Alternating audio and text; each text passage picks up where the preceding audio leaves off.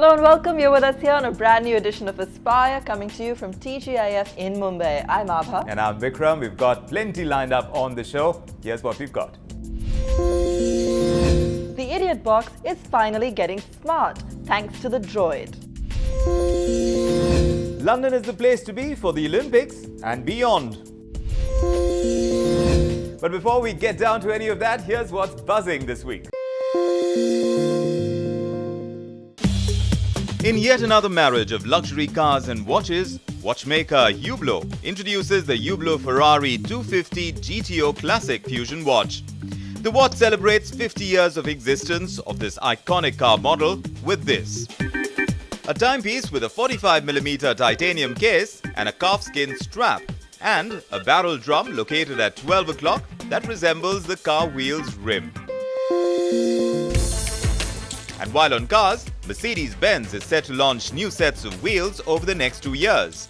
In queue is a B-Class sports tourer slated for October, the A-Class that debuts in 2013, the GLC compact SUV in 2014 that will challenge the BMW X1 and the Audi Q3. So, more choices at lower prices. And the makers of Angry Birds, Rovio, have released a new game on the Android and iOS platform. Amazing Alex is a physics-based puzzle game that requires you to build contraptions out of regular items like balls, buckets, and other toys. It may not be as easy as Angry Birds, but it's worth a try. On the spotlight this week, for the high-flying businessman who's always pressed for time, we take a look at what options are available these days when it comes to private jets. That's right. And once the indulgence of the rich and famous has now become a lifestyle that people can buy into, especially because time has become so precious.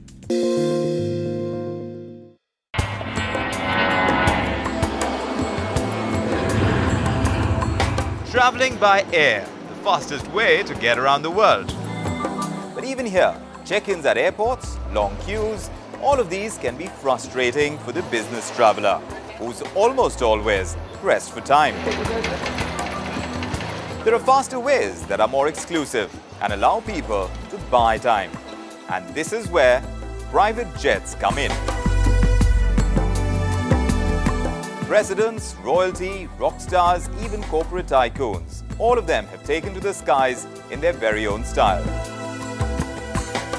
President Obama's Air Force One, Bill Gates' Bombardier BD700 Global Express, even India's corporate honchos like Ratan Tata, Gautam Singhania, Naveen Jindal and the Ambanis have their own aircraft.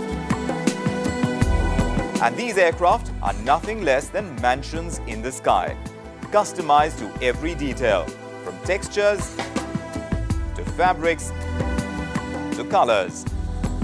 The larger the aircraft, the more room to play with.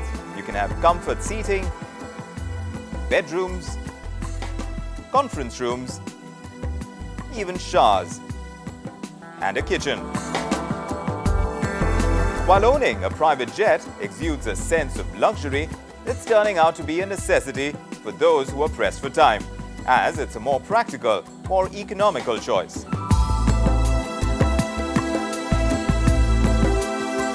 When we come across high net worth individuals who are looking for corporate aircraft to travel, the main trend is business meetings that they need to attend. Many a times it happens that they have to catch up 4 meetings in 4 different cities in one day. And to make that possible with a commercial aircraft, going by a commercial airline will not be really suitable.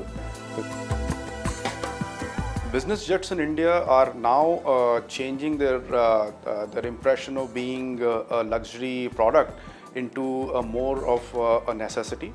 This is primarily because by traveling in a private jet, you convert a very public flight into an office in the sky sort of a situation, wherein in that 2-hour journey or a 3-hour journey across the country, you can actually keep on holding meetings, discussions with your team members, cut deals, and be back the same day.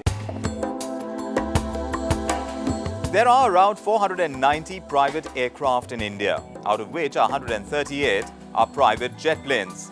This includes jets of all sizes, but keeping utility in mind, it's the entry-level jet that seems to be the most popular. Like the Phenom 100 from Embraer, it's as basic as it gets. It's a 4-passenger aircraft that's meant to cover short distances with a flight time of under 3 hours. It's good enough to cover the Indian subcontinent, and it costs $4.5 million.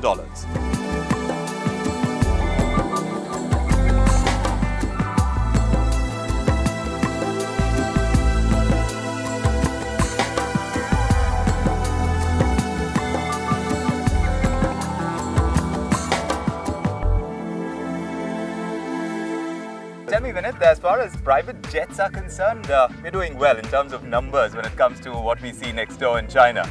Yeah, that we are. I mean, Close to 500 here. We've also had, yes, about 480 or so of aircraft. Yeah. About 136 private jets. And so, we're still ahead of China. China's around 110. But that's not going to be too long before they take over. Yes?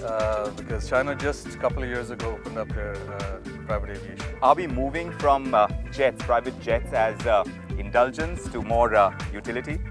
Yeah, I think so. I mean, that's what we are counting on, is that, the luxury of an aircraft is one thing, but the practical use of it is another. And, there are different types of aircraft that fit different needs. Yeah. So, the aircraft like this one, which is an entry-level aircraft, it fits more the practical need than the luxury. Right. We say you have a meeting room in the sky, not a bedroom in the sky, because it's easier to justify when something is useful than just when it's fun. Is it? If you look at a business class fare going to Delhi and you have 4 people flying on our plane, we're about 3 times a business class fare. Right. So, which is not so much more than for the advantage that you get out of it, right? You can, fly whenever you want to. You can finish your meeting and come back. You spend only 15 minutes before the airplane takes off. And that's a huge one because you have otherwise 1 hour on both sides lost. Right. When you go on a commercial flight, you know that there is a certain time that someone has to take a flight. And you're sitting in a meeting and the negotiation's going on. The guy knows that he's got to take a flight. So he's going to wait till the last minute to start saying, okay, now, wrap it up. While the guy who's flying on a private plane can just sit there and say, okay, I carry on. Don't tell me, keep going. We'll keep going. Yeah. We'll keep bargaining exactly. until the deal is cracked the way he wants. Yeah, well, yeah, absolutely. Yeah. So, Vinit, in terms of getting a private jet, does it make more sense to be able to buy one? Or then, like what you're offering, what Invision Air is offering, you actually pay for using a service like this? Well, I think it depends on utility and how much you use. Yeah. If you use an aircraft only for, say, 100 or 200 hours a year, then it doesn't really make sense to buy one. Right. But if you're using it for 400 plus hours a year, then it actually can make sense to buy one. And so what we do is we offer sort of the initial step, right? The first step is when you immediately buy a plane, you're not going to use it for 400, 500 hours right away. So here you get to taste it. And then as your utilization becomes more, then you look at having your own plane. But what kind of monies are we looking at today to be able to own a private jet, even if we are looking at the entry level? So the entry level jets start from about $4 million onwards. So this one's about something like that. This is about $4.5 million. Right. And then of course then they go on to 20, 30, 40 million. Right. But that's really where we would start at. And of course, the flight that we took can take about 4 people. Yeah. So does that more or less serve the need when you're talking about it as a utility kind of space? Exactly. We think that most of the time the average people who fly in private jets is between 2 to 4. So this is much more efficient. It's actually just what you need. So you burn only enough fuel as much as you need.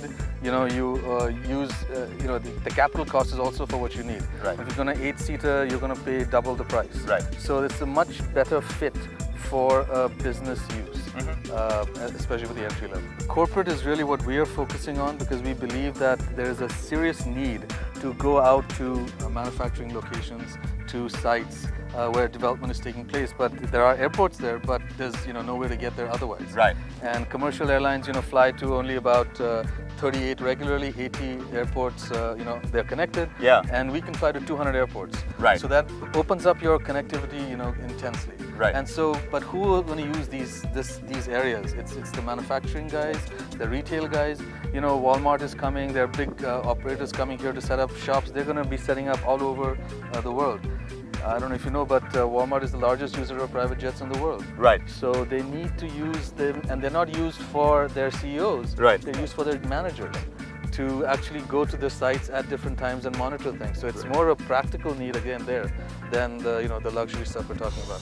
So I think India is in a growth phase. India is in a phase where this kind of development needs to be fueled, and I believe that this is actually going to help.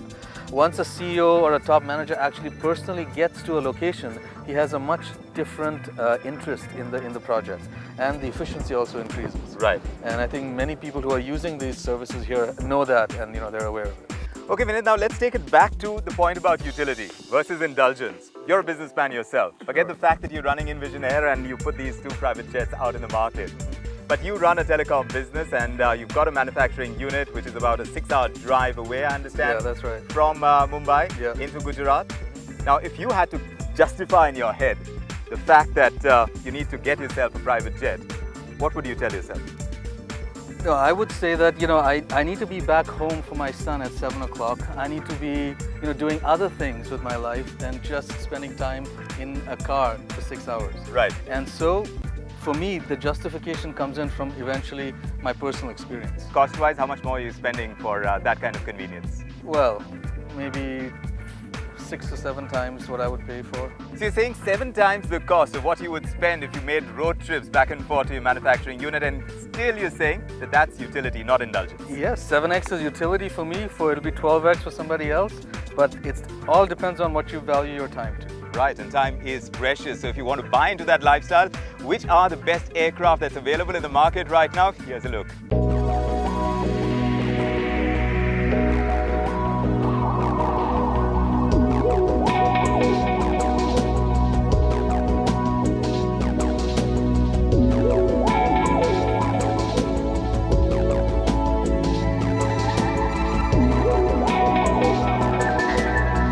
These aircraft are expensive to own. The cost heads include financing and leasing, pilot salaries, maintenance, operations and administration. Sure, it costs a lot of money, but if you value time more than money, then the choice is clear. Take to the skies.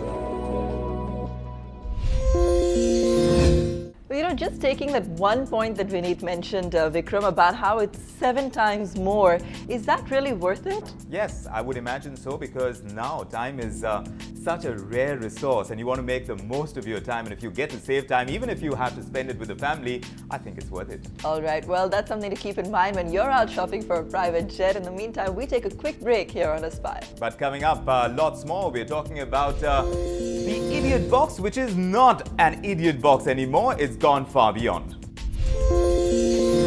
And there are enough reasons to escape to London beyond the Olympics.